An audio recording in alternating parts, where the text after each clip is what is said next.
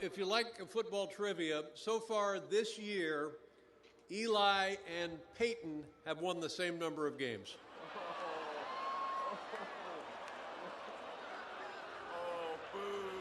Oh, stop.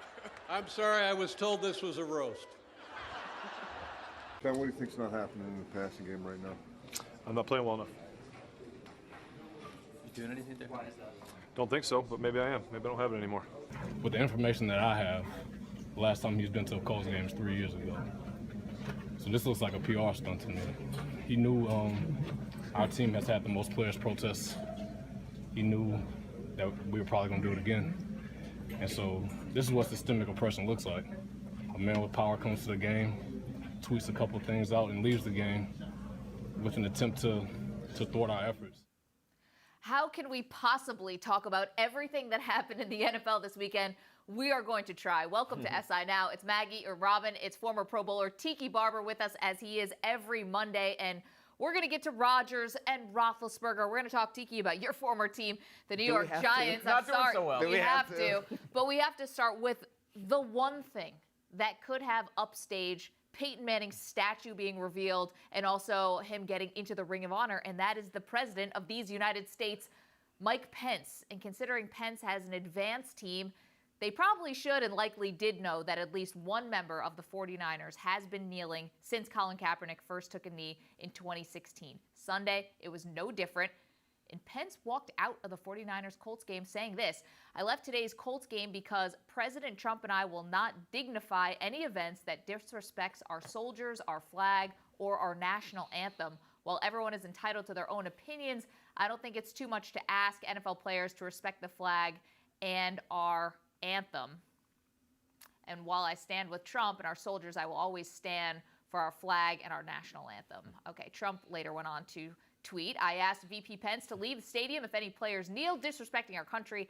I am proud of him." And second lady, Karen. All right, Tiki, here we are once again, the president, the vice president, using football as a place to make political statements. Yes. Ironically, that is exactly what they are admonishing the players who are kneeling for doing.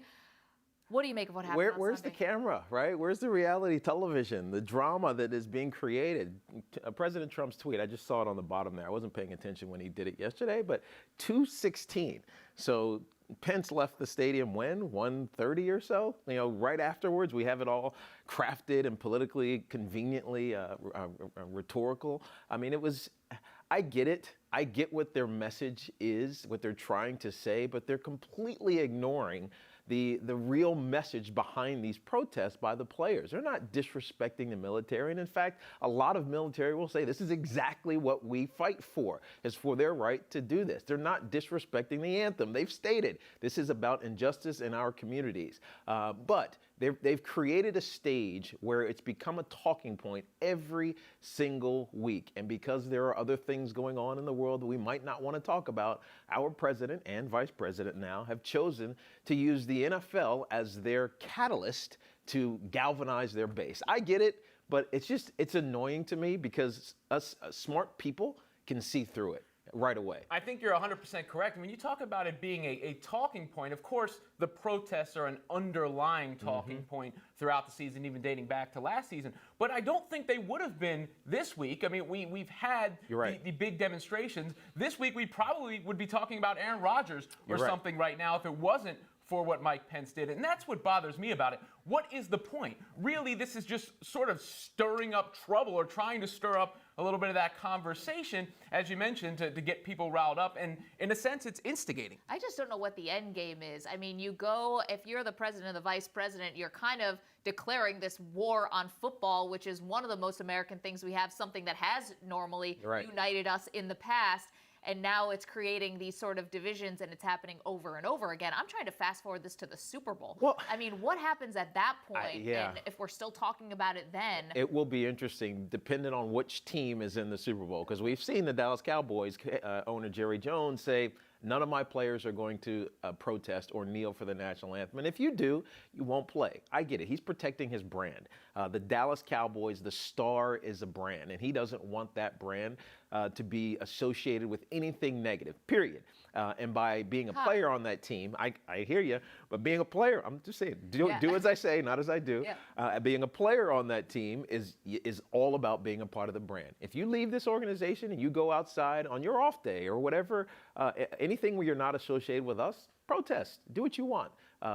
Advance your cause. But if you're wearing the star and you're in our stadium or you're representing our team in the NFL, you will not protest. And that was clear. Now, here's the thing. I know he said this to his players before he said this publicly, and so I'm sure they had a head start on. They're not waking up today like, oh my God, I can't believe Jerry Jones says we can't protest. It was communicated to them probably a couple of weeks ago. Yeah, Jerry Jones wasn't the only owner who said something either. Stephen Ross of the Dolphins had this to say, where he put it as this. It's a different dialogue today. Whenever you're dealing with the flag, you're dealing with something different. Trump has changed that whole paradigm of what protest is. I think it's incumbent upon the players today, because of how the public is looking at it, is to stand and salute the flag. Yeah. And you mentioned what you said with Jerry Jones. Are they being browbeaten here? What exactly is taking place? Is it financially motivated? Because to me, they're proving the point of the protests in a lot of ways, because they're villainizing people who are trying to draw attention to something they think is unjust. It is a little bit of a browbeat right now, and this probably comes from the higher echelon in the NFL. This isn't just the owners all of a sudden saying, hey, I'm going to change my stance, because let's not forget Steve Ross has now changed his stance on these anthem protests. A few weeks ago, he was all about the players protesting or kneeling, however they saw fit. Tiki, he has a nonprofit that he started, which is dedicated to creating dialogue between inner city and minority communities. You're right. And so the what is police between exactly what the guys are kneeling for. So what are you telling me? It's just coming from it is. And there's Jerry Jones' demonstration from a couple weeks ago. But this was pre-anthem, so this was a kneel before the anthem. This is actually the right way to do it. You kneel, you demonstrate unity in a protest, but then you stand and respect our national anthem. But what Steve Ross is doing is he's flipping, because his players felt like they had the power and the ability to express themselves on the field. This weekend, Kenny Stills and Julius Thomas and Mike Thomas, they had to sit in the tunnel during the protest. And so while that team is going through a little bit of on-field issues, as we saw, I mean, Jay Cutler had less than 100 yards. They won, but it wasn't pretty. This is going to spill over into this locker room. And when you make that point, what about Colin Kaepernick, right? Because a lot of the talking points from owners and beyond is they don't want that distraction with the team. Now the owners are creating their own distraction. They're creating this. These guys are going to talk about this tomorrow or today, today probably, because it's Monday.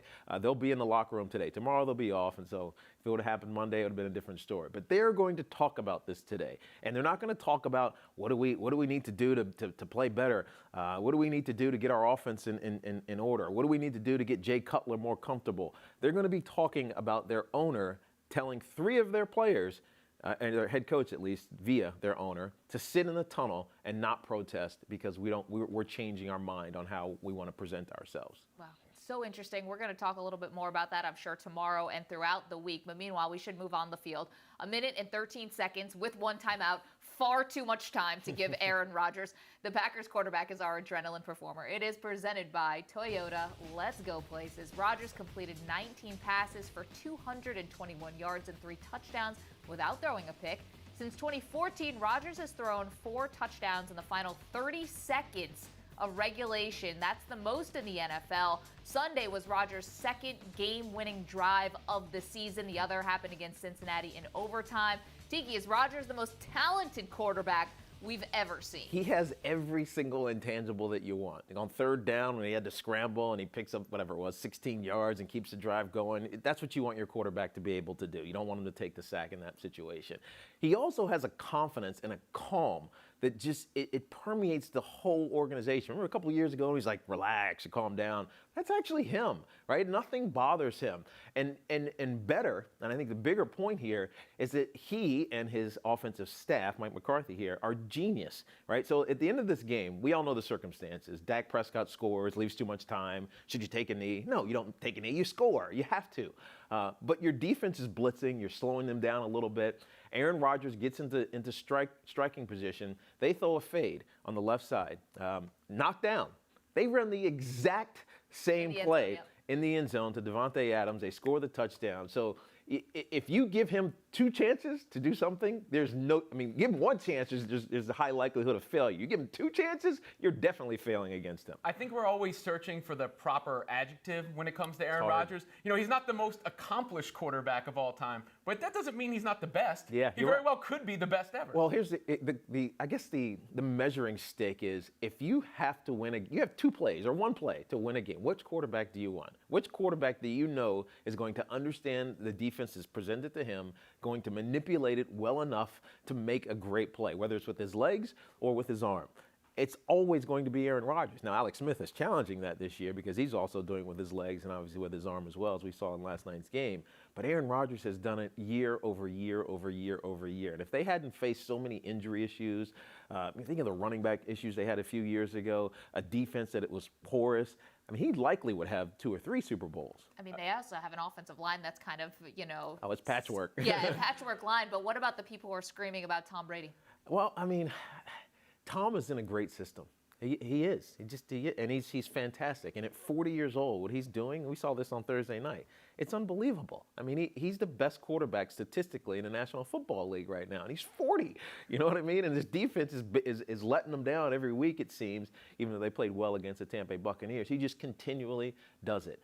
The difference is Tom Brady has always had the perfect, I'll put it in quote, the perfect role player around him. Aaron Rodgers sometimes has a makeshift or someone they just pull in, or hey, let's put Ty Montgomery at running back, right? We don't have any running backs. Let's put a wide receiver at running back, and you make it work. He's that guy. He's like MacGyver, right? He just figures it out. He's like, all right, let's put this here and put this piece of tape here and put He's like, I have a gum wrapper and a number 2 pencil. All right, we're going to score a touchdown on this drive, and that's exactly what he does. I just went and looked back. The most game-winning drives by any quarterback ever is Peyton Manning, number 1. Tom Brady is number 2. Aaron Rodgers is 59. Wow. Isn't that crazy? Wow, and he's won a lot, though. I know. So that means he must not be putting his team in position to have to come back. Another quarterback who's playing pretty well, Cam Newton. Of course, it was a week where he was mired in controversy. Perhaps letting his play do the talking is a wise move, as Cam has moved on from the early season struggles, appears to be back in top form, throwing for 355 yards and 3 touchdowns in a win at Detroit.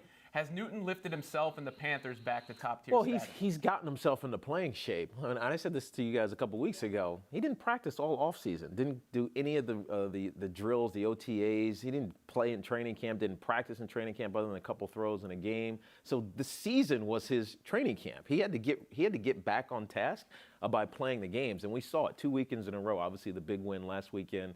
Up in New England against the Patriots, and now this weekend, 355 yards and 3 touchdowns. Some of them were just dimes, man. Right on the money to his wide receiving core.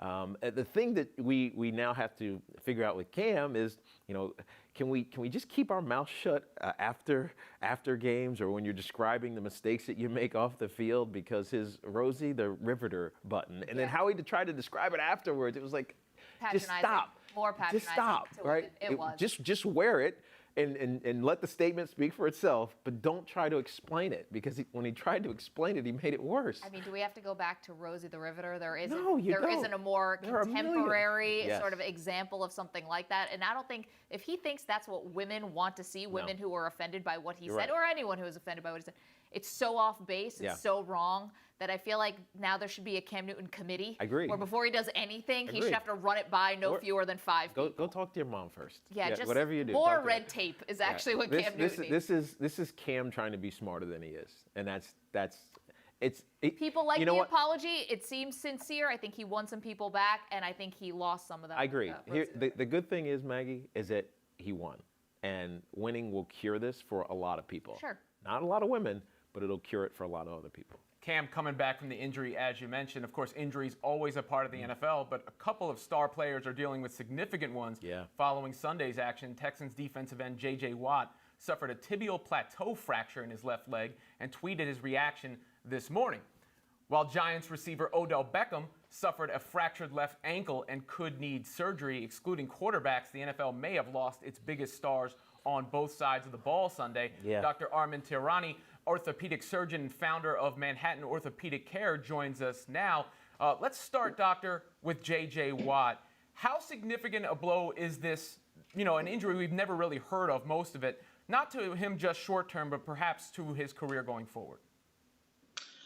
Right, so tibial plateau fractures can range from being either mild, so that the patient's only going to be out for a few weeks, up to something needing surgery, in which case it'll be season-ending. So we'll need to see the details, x-rays, CAT scans, in order to learn more about whether or not he's going to need surgery, and that's the rate-limiting step right now.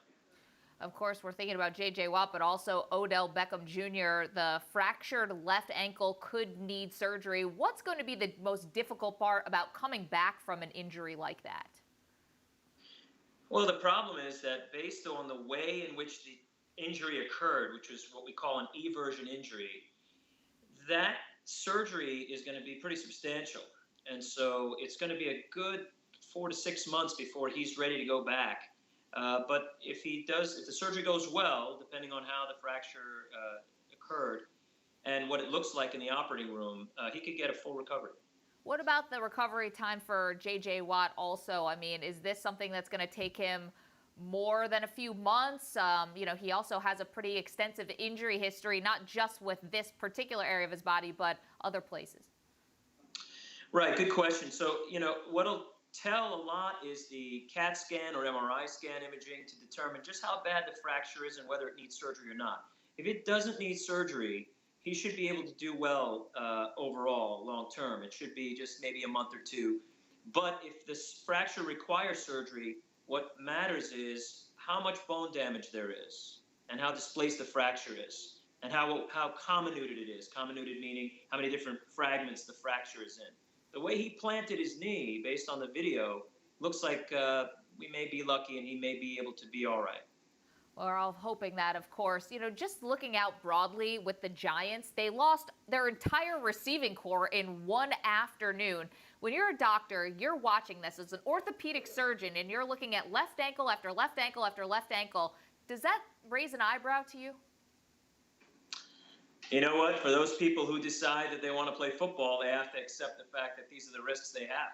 And the bigger the guys are getting and the faster they're driving and the harder they're getting hit, the more injuries we're seeing. And as orthopedic surgeons, no question about it. Interesting. Dr. Armin Tirani, really appreciate your time and your expertise. Of course, joining us from the orthopedic surgeon and founder of Manhattan Orthopedic Care. Thank you for your expertise. My pleasure. Thank you. Let's talk about a few teams who struggled in Week 5. Well, first of all, the doctor. You're watching that. What are you thinking? Well, I mean, I can see it on your face. I really feel for Odell because he was fighting through that left ankle injury already. It was a high ankle sprain, maybe a little bit of a microfracture there already. But the way he came down, I've seen that happen so many times where guys they get compromised and there's nothing you can do and you're helpless. And now he probably feels that way, especially with his team struggling. We know this, and I said this to you guys last week. He loves football. One of the hardest things that I ever went through as a player was sitting on the sideline watching someone else do my job. Now he's going to have to do this for an extended period of time now for a team that's 0-5. This is devastating for him. I know emotionally this is going to be really, really hard for Odell. Isn't this one of the reasons why you don't rush somebody back from an injury because they are more susceptible to re-injury? Yeah, you're absolutely right. I mean, but when a guy wants to play, it's hard to tell him no. And Odell, I mean, he's a baller. He's athletic as hell, but he's frail. He's not thick. He's not, physically imposing. And so whenever he gets in these compromising positions, you worry about these type of things happening. Let's just keep going with the Giants for one more moment. I mean, they're 0-5 at this point. Where does the season go from here? I mean, at this point, are you looking ahead to next season? How fast are you? And we saw Rodney Harrison saying it could be time for a quarterback change. Well, I don't think it's time for a quarterback change. There's so many other things that have gone wrong. I mean, they've had 3 games won, so to speak, at the end, but they ended up losing one in this past week at San Diego because of a very simple stunt. It was a TE stunt. Tackle goes out, defensive end comes back around. It's easy to pick up. You punch, you pass off, and you wait for the guy to come. He's going to come right to you. You just wait. They messed it up. Bobby Hart, the right tackle, and the right guard, they screwed it up. Eli gets sacked, he fumbles, San Diego goes in and scores, and they lose the football game. But this is off of the Tampa Bay game where they lose on a last-second field goal, which is on the heels of the Philadelphia game where they lose on a last-second field goal. And so it feels very devastating if you're a Giants fan. And I know, but it's at 0-5, we're not making the playoffs, right? But they're actually not that far away from being okay. And it's hard to say that. But I think that's the feeling in that locker room. Just win one. Now the problem is we were just talking about, you don't have any wide receivers. Yay, we're almost okay. Yes, we're almost okay. First and we got three tight ends. Injury after injury after injury. They should maybe adopt the plan the Jets were supposed to have this year. Yeah, maybe. I mean, kudos to the Jets. Seriously. Kudos to the Jets. I mean, this was everything that we were not expecting to happen. But meanwhile, the Giants, we think that they probably did already draft the quarterback of the future in Davis Webb from this year, but we don't anticipate We'll see. He's not going to play. And Eli's not done by any stretch of the imagination. It's just a lot around him is not living up to what I think the expectation was. Okay, I teased it before. Let's talk about a couple other teams who struggled in Week 5. We're going to have you diagnose these teams and their status using some football terminology. So active, probable, questionable, doubtful, out. Yeah. And let's start here with the Pittsburgh Steelers. Ben Roethlisberger, 5 interceptions. They're 3-2, but a rare loss at home against Jacksonville. How would you characterize the Steelers? Well, I think the Steelers are an interesting spot right now, and I'd say doubtful because of how Big Ben is playing. Now we talk about this often on my radio show with Brandon Tierney. When you start talking about retirement, you're kind of halfway there. And I don't know if it was his preparation this offseason. Physically, he doesn't look like the same player that he was. He's got all those weapons, but you remember he used to extend plays and he'd shake off a defender and stiff arm a guy and throw it 40 yards downfield and have this amazing play. Well, now he's not even having to do that. He's standing in clean pockets and making bad throws.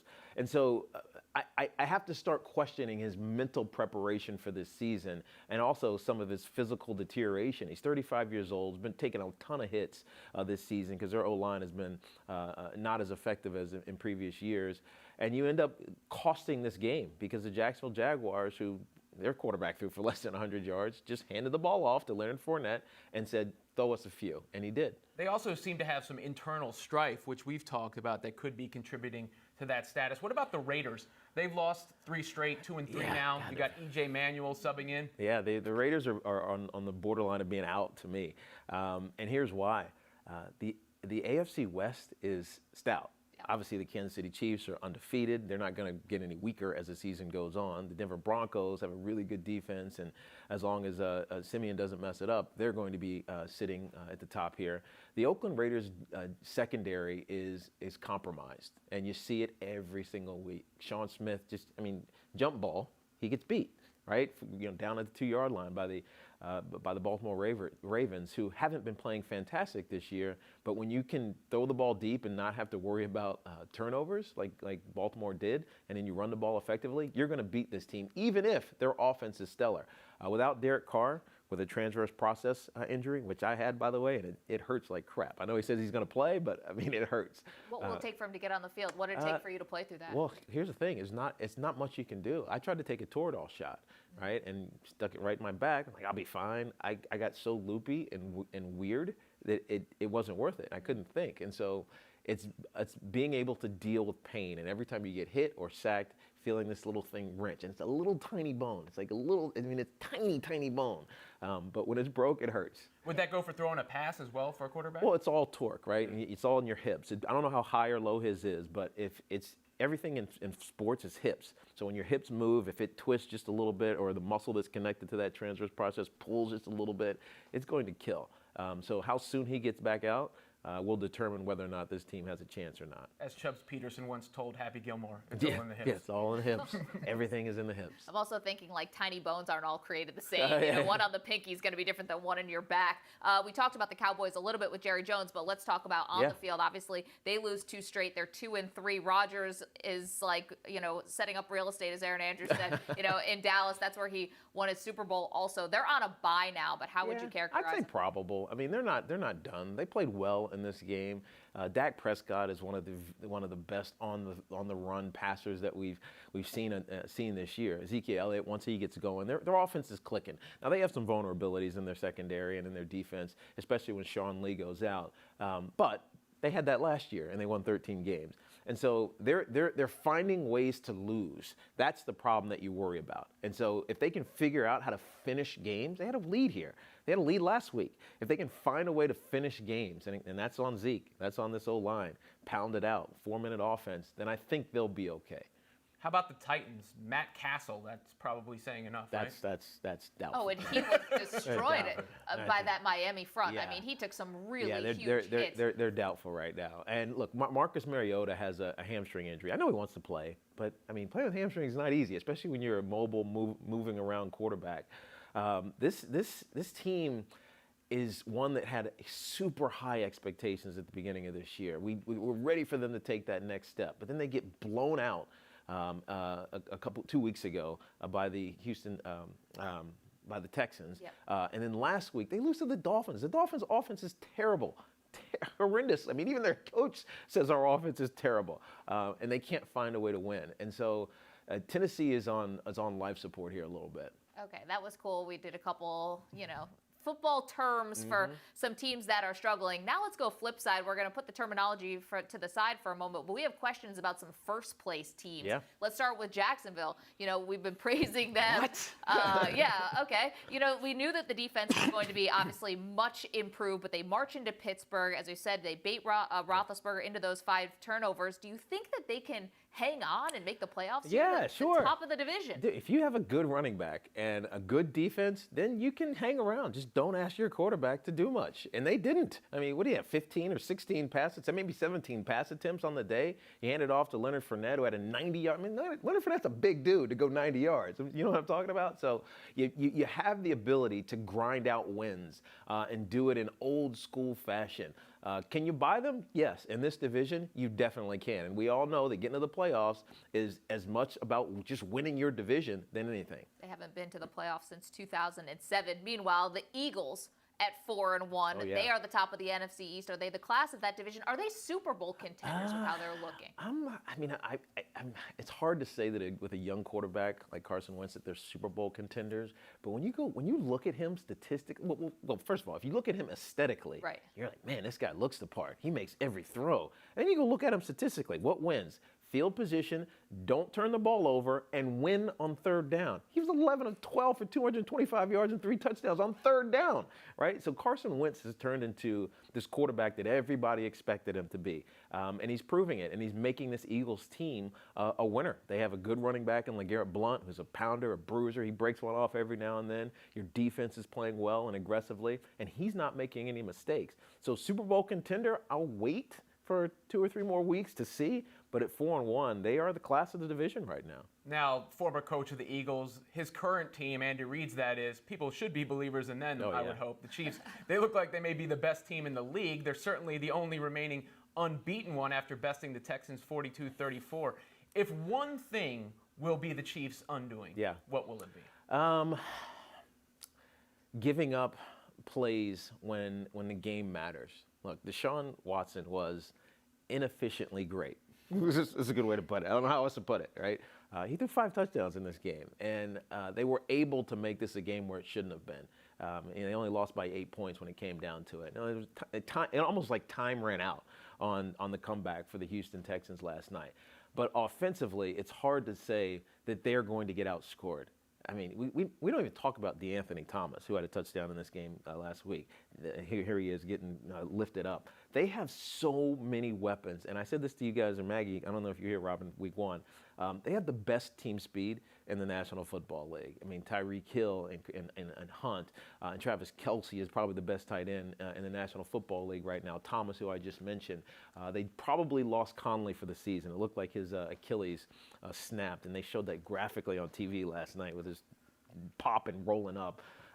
But I think they can weather that. They have so much talent offensively, and they have a really good defense. I love the way their offense is designed. It's almost as if Alex Smith is making these super long, accurate handoffs, right? Yes, and everybody can make plays in space. So would the antidote to that be to keep them sideline to sideline contained and try and make Alex Smith beat you over the top? The problem is he can. We know he can make those throws, and we know that Tyreek Hill can run past you. So if you're going to try to squat and say, all right, we're going to blitz and we're going to force you to throw the ball quick, he'll hang in there because he's a sneaky athlete. I mean, hell, he's not sneaky anymore. We all know he's a great athlete. He can escape the pocket and throw it over the top. And it's hard to stop a team that has so many different ways to beat you. And so offensively, we know they're going to be great. The question that you ask, and the one that I'll keep my eye on is their defense going to be stout enough when it matters in tight games to ultimately find a way to win? And we're just seeing this also as we're streaming on Facebook Live. And thank you guys for all the great comments today. This one, not so great. Just got the report on a torn pectoral for Whitney Mercilus out for the season. So it's not just the Houston Texans with J.J. Watt. It's also Whitney Mercilus. That is a huge blow for that team. Meanwhile, there really is just something about employees of the Dolphins getting caught on camera doing drugs. First, it was Laramie Tunsil. Technically, he was not a member of the team when he was caught with the gas mask bong. Now it's Chris Furster, who appears to be snorting cocaine before heading into a team meeting. It was a white powdery substance. We're not exactly sure what it was. Hasn't been to the lab yet, but the Dolphins offensive line coach, and he was a former offensive coordinator, sent a video to a woman who's been identified as a stripper from Las Vegas. She posted the video on Facebook. Tiki, I'm not sure if you've ever dealt with something like this with a coach or a teammate, but how is the team going to react to this? What are they going through right now? I mean, has he resigned yet? I mean, yeah, he resigned. Okay, yes. I would have bet the money in that video he resigned before the show started, which he did. Yes, which he did. I mean, look, it could have been Adderall. I mean, who knows? It could have been creatine. I don't know. But I mean, you see. White powdery substance. Yes, with a rolled up dollar bill. We've seen that before. Yeah, the optics not good there. It's not good. And but to pretend that this type of stuff doesn't happen is naive of us. I mean, people are idiots and they do stupid things, especially in for the idea of love, or in this case probably sex. And so it's I don't know what the Miami Dolphins reaction will be, other than coaches or players don't post stupid stuff on the internet. Period.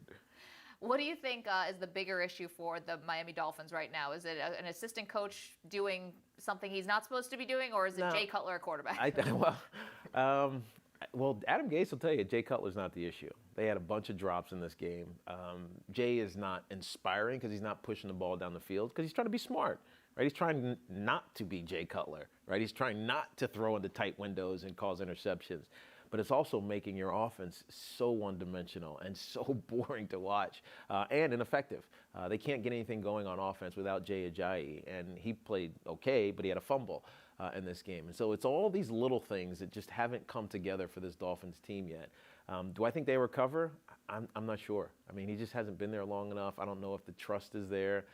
And now, because of what we talked about at the very top of this show, this conversation, this distraction that's going to exist in this locker room because Steve Ross has flipped on his desire to let these guys do this anthem protest and make them sit in a tunnel while the anthem's going on, is going to dominate the conversation of this team, which hampers them from turning it around, so to speak.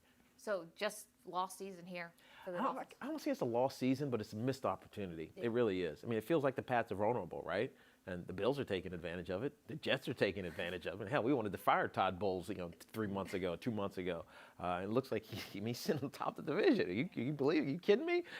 So things are interesting down in Miami. Things are interesting in the AFC East, but just like every other division and every other, I think, storyline in the NFL, it's interesting all over. Okay, I started the show by saying we're going to try to get to everything.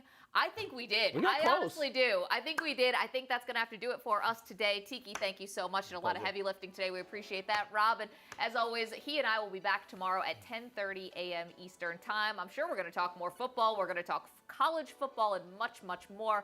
Of course, you can stick with SI.com for all your latest news and headlines. You can follow us on Twitter. We'll be posting clips from the show. Hope we just made your Monday a little bit better. I'm checking the notes. Tomorrow. We got everything. We got everything. Yeah, it was all in there.